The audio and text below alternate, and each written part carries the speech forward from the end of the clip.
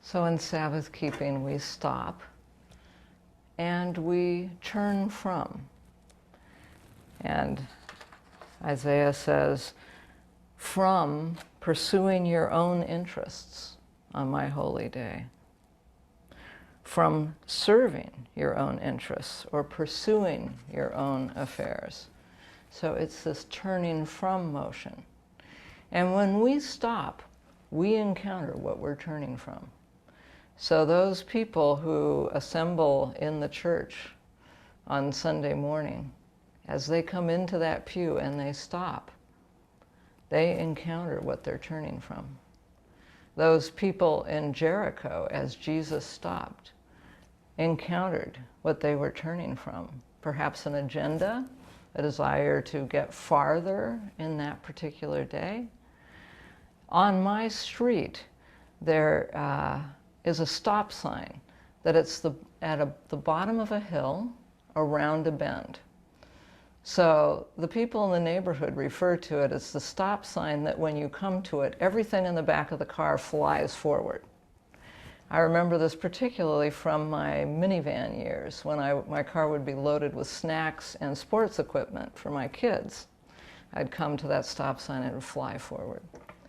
When we stop on the Sabbath, things surface, things fly forward. That may be one of the reasons why we don't like to stop. We would rather stay in train, keep on going, rather than stopping.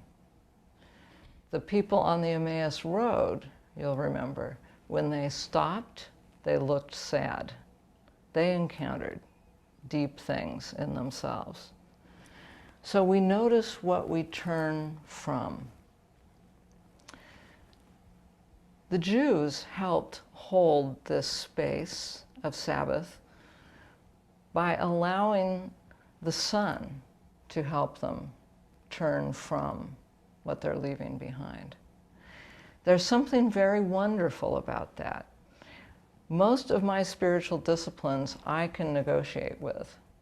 So if for some reason I miss my morning Bible and journaling time, I can negotiate with it and say, I will do it this evening. But the setting of the sun is not like that. It is coming. And so I, who celebrate Sabbath beginning with sundown Saturday evening, will often be working in my home office, which is on the east side of the house. I will walk out to the west side of the house and peer at the sun to see where it is in the sky, to know when my Sabbath will arrive. And that creates in me, sure, a kind of anxiety and a sense of anticipation. I am more apt to call it a delight because it's not under my control. It arrives. And that arrival helps me turn from what I'm doing. It becomes a sanctuary in time. The great theologian and rabbi of the 20th century, Abraham Joshua Heschel, wrote, "The Sabbaths are ours, the Jews, great cathedrals, which neither the Romans or the Germans could burn." These cathedrals or temples in time are spiritual disciplines, architectural space that the Jews had with them in exile, in ghettos, in extermination camps, and in seasons of distracting abundance. This is a gift we too can have.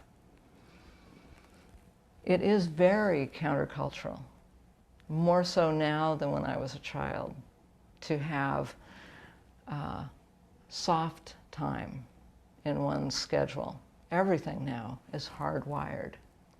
We don't have a leisure class anymore. What we know about the wealthiest among us is what work they do. Very countercultural to hold this day as honorable, as a delight. So what do we turn away from on the Sabbath? Scripture offers us a number of categories of what we turn away from. And I think we, in community and individually in prayer, discern what in our lives falls in these categories. The first category is that of social hierarchy. In the Exodus explication of the law, we stop working and we allow those who work for us to stop working, and also the animals that work for us and the alien in the land all stop working. All creation is welcomed into the Sabbath day. It's a leveling that we don't often step into. We do at the table and we do in the Sabbath. So that's one category of what we turn away from as we enter the Sabbath. We also turn away from work. This is what we're most familiar with, is that we rest, we don't work. What is work? That's a question. For some who are engaged in church ministry, actually participating in the worship service is work. For others, it's very compatible with Sabbath worship. That's a matter of discernment. But we turn away from work. Work is good, the 6 days of creation. It's good, good, very good. And then the seventh day, God rested, and it was holy, the first use of that word in Scripture. Moses turns away from the work of the field when he sees the bush burning. That's a Sabbath moment.